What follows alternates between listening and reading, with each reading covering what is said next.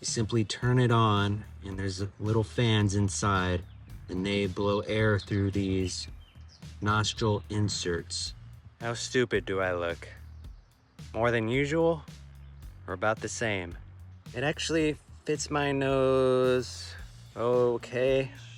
It'll probably fall out if I was tossing and turning in bed, otherwise it sticks in there. Now, does this actually work? Is it a replacement for a legit CPAP machine? Heck no, I don't think it works at all.